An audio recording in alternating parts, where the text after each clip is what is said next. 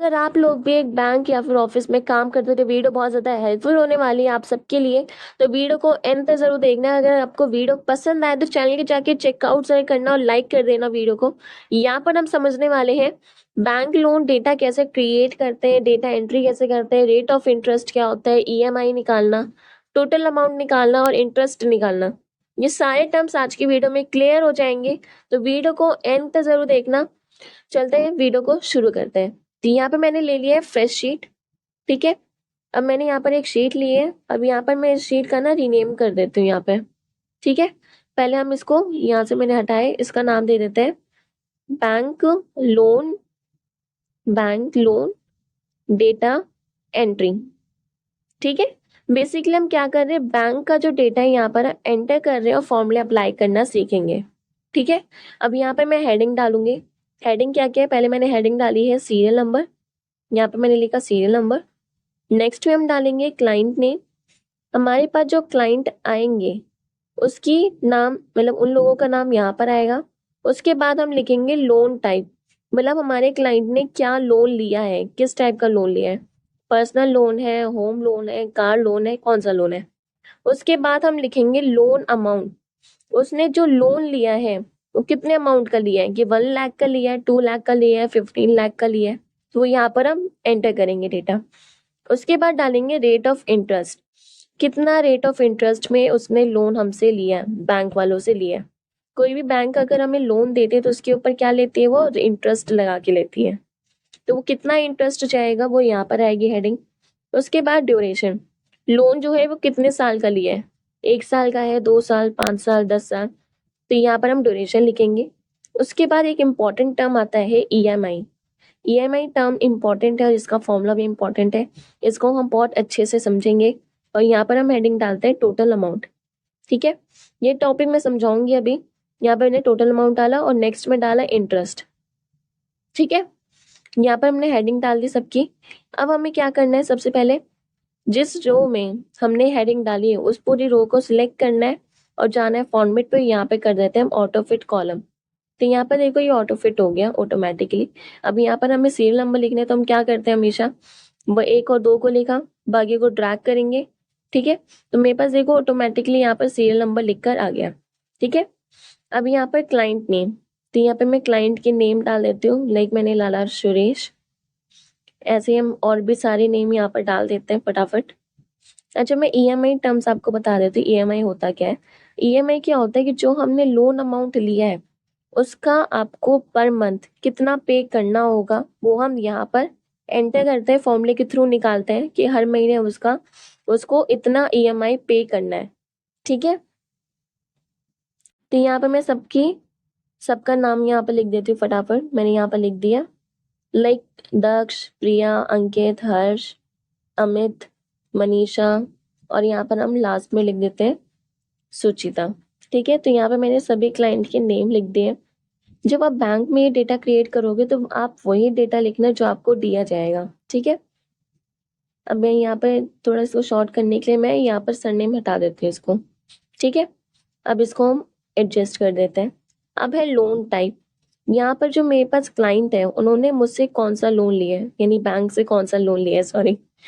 तो यहाँ पे मैं लिख देती हूँ, सुरेश ने जो हमसे लोन लिया है वो कितना है, कौन सा है, पर्सनल लोन लिया उसने, पर्सनल काम के लिए। दक्ष ने होम लोन लिया है, प्रिया ने कार लोन लिया है। अब मैं क्या करती हूँ, इन तीनों को मैंने सिलेक्ट किया, कॉपी किया और बाद में सब में पेस्ट कर देते सिंपली। पर जब आप बैंक में जब ये डेटा क्रिएट करोगे तो वहां पर आपको वही डेटा लिखना है जो आपको बैंक प्रोवाइड करेगी। ठीक है, यहाँ पे मैंने समझाने के लिए यहाँ पर ले लिया है। अब उसके बाद लोन अमाउंट, कि मेरे पास जो क्लाइंट है उन्होंने मुझसे बैंक से कितना लोन लिया है। तो यहाँ पे मैंने पहले वाले का लिखा है कि 1 लाख लोन लिया इसने लिया है 2 लाख का, इसने लिया 3 लाख का, इसने लिया है 15 लाख का, इसने लिया 23 लाख, 23 नहीं सॉरी 2000 2300 समथिंग। ठीक है, ऐसे ही मैं सबका यहाँ पर डेटा फिल कर देती हूँ। यहाँ पर 1,20,000, यहाँ पर 2 लाख। ठीक है, इस तरीके से यहाँ पर आ गया। अब बैंक जब हमें लोन देती है तो लोन के साथ कुछ इंटरेस्ट है वो लगा कर देती है।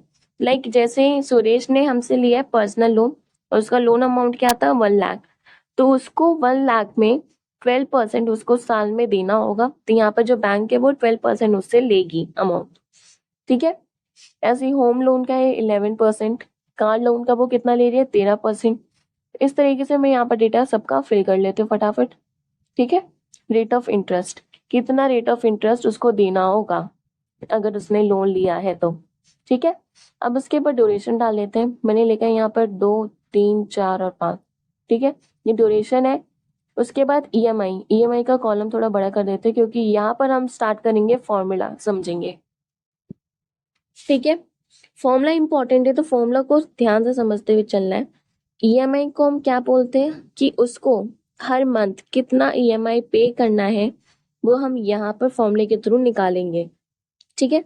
फॉर्मूला क्या है, equal to PMT bracket open, उसके बाद हमें बोल रखे है रेट। रेट क्या है, रेट ऑफ इंटरेस्ट हमारा क्या है 12% दे दिया हमने, ठीक है। रेट ऑफ इंटरेस्ट यहाँ पर हमने दे दिया, ओके। अब इधर आओ, उसके बाद हमें डिवाइड करना है 12 से, यानी ये जो रेट ऑफ इंटरेस्ट है वो हमारा कितने 1 साल का इंटरेस्ट है, तो 1 साल में कितने महीने होते हैं 12, तो इसको हम डिवाइड करेंगे 12 से। उसके बाद है ड्यूरेशन, नंबर या फिर पर ईयर कितना है 2 साल, वो 2 साल की ईएमआई पे करेगा तो इसको हम मल्टीप्लाई करेंगे 2 साल से, ठीक है। 12 और 12 करेंगे तो 24 हो गया, मतलब 24 महीने उसको ईएमआई पे करनी है। तो यहाँ पे मल्टीप्लाई करेंगे 12 से, फिर कोमा डाल के मुझे सिलेक्ट करना है लोन अमाउंट, ब्रैकेट क्लोज करना है, एंटर करना है। इसको थोड़ा बढ़ा देते हैं क्योंकि ये सिंबल आ रहा है, ठीक है। अब मेरे पास यहाँ पर देखो ये डॉलर में है, ठीक है। अब डॉलर है, इसको मुझे चेंज करना है करेंसी में, तो इसको करेंसी में चेंज करने के पहले तो हम यहाँ पर चले जाते हैं मोर ऑप्शन पे। मोर ऑप्शन के बाद यहाँ पे मैं जाऊंगी करेंसी पे, और यहाँ पर हम ढूंढते हैं यहाँ पर इंडियन करेंसी। तो यहाँ पे मैं स्क्रॉल करते हुए जाऊंगी तो नीचे मुझे इंडियन करेंसी मिल जाएगी, और यहाँ पर हम सिलेक्ट करके ओके कर देते हैं, ठीक है।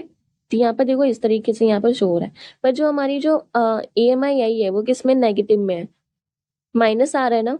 ईएमआई नेगेटिव में नहीं होती है, तो जब भी हम फॉर्मूला अप्लाई करेंगे तो उसके स्टार्टिंग में हमें क्या लगाना है, माइनस, ठीक है। माइनस लगा के करेंगे क्योंकि हमारे पास जो ईएमआई है वो किस में आ रही है, नेगेटिव में। तो ये मेरे पास आ गया कि उसको हर मंथ कितना पे करना है, 4,707 रुपये। अब हम नेक्स्ट टर्म पर आते हैं टोटल अमाउंट निकालना। तो कैसे निकालेंगे, equal to EMI multiply duration और मल्टीप्लाई करेंगे 12 से, तो मेरे पास टोटल अमाउंट निकल कर आ जाएगा कि टोटल अमाउंट उसको कितना पे करना पड़ा, वो भी ईएमआई रेट ऑफ इंटरेस्ट के साथ। उसने लिया कितना था 1 लाख का, पर उसको टोटल अमाउंट कितना देना पड़ा है 1,12,976, ठीक है। अब हम यहाँ पर कैलकुलेट करते हैं इंटरेस्ट, उसको कितना इंटरेस्ट बैंक को मिला उसके थ्रू। तो यहाँ पर हमें क्या करना था, टोटल अमाउंट को माइनस करना था लोन अमाउंट से। तो ये 12,976 आया है, ये किसने इंटरेस्ट लिया है, बैंक ने लिया है। तो बैंक को कितना प्रॉफिट हुआ है 12,976, इतना उसको इंटरेस्ट मिला है, ठीक है। आई होप ये सारे टर्म्स आपको क्लियर हो गए होंगे। अब हमें क्या करना है, पहले तो ऊपर वाली रेंज को मैं सिलेक्ट करती हूँ, इसको कर देती हूँ मर्ज। यहाँ पर मैं हेडिंग लिख रही हूँ बैंक लोन, यहाँ पे मैंने हेडिंग डाल दिया है लोन, उसके बाद है डेटा, ठीक है। इस तरीके से अब इसको थोड़ा हम साइज इसका इंक्रीज कर देते हैं, ज्यादा ही हो गया आई थिंक, हाँ इतना ठीक है। इसको हम कर देते हैं बोल्ड भी, ठीक है, बोल्ड कर दिया मैंने। इसको मैं बॉर्डर भी लेकर आ गई। अब कलर इसका हम देते हैं इसको ग्रीन, ठीक है, ग्रीन कलर सही लगेगा। उसके बाद में इस पूरी रेंज को सिलेक्ट करते हूँ, यहाँ पर इसको दे देते हैं येलो। तो यहाँ पे मैंने येलो कलर कर दिया है, ठीक है, या फिर ये वाला कलर ठीक है लाइट येलो।